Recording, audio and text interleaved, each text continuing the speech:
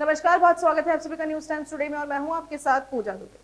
10 जुलाई को देश में एक बार फिर एनडीए वर्सेस इंडिया की लड़ाई देखने को मिल रही है। बुधवार को 7 राज्यों की कुल 13 सीटों पर विधानसभा उपचुनाव का आयोजन किया गया, जिसमें लोगों ने फिर से जमकर वोट दिया। लोकसभा चुनाव 2024 के बाद एक बार फिर से बुधवार को चुनाव का मौसम देखने को मिला। देश भर के 7 राज्यों की कुल 13 विधानसभा सीटों पर उपचुनाव हुआ। जिन विधानसभा सीटों पर उपचुनाव हुए उनमें से कुछ सीटें लोकसभा चुनाव के दौरान खाली की गई थी, वहीं कुछ सीटों पर विधायकों का निधन हो गया। इसी कारण से इन 13 सीटों पर उपचुनाव का आयोजन किया गया। आपको बता दें कि जिन 13 सीटों पर उपचुनाव हुए हैं उनमें से पश्चिम बंगाल की 4, हिमाचल प्रदेश की 3, उत्तराखंड की 2, बिहार की 1, मध्य प्रदेश की 1, पंजाब की 1 और तमिलनाडु की 1 सीट पर चुनाव हुआ है। चुनाव आयोग की ओर से 14 जून को इन सभी सीटों पर उपचुनाव का नोटिफिकेशन जारी किया गया था। लोकसभा चुनाव के दौरान बिहार की रुपोली, पश्चिम बंगाल की रायगंज, रानाघाट दक्षिण, बदगा और मणिकतला, तमिलनाडु की बिक्रावंदी, मध्य प्रदेश की अमरवाड़ा, उत्तराखंड की बद्रीनाथ और मंगलौर,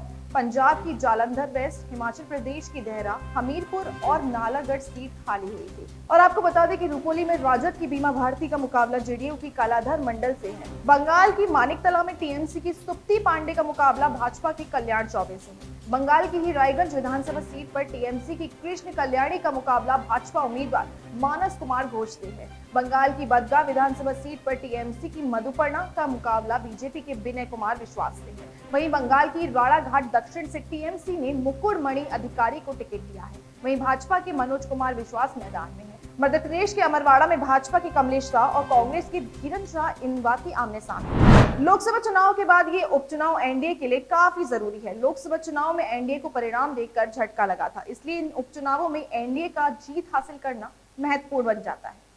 ऐसे वीडियोस देखने के लिए सब्सक्राइब करें न्यूज टाइम्स टुडे को और जुड़े रहिए हमारे साथ।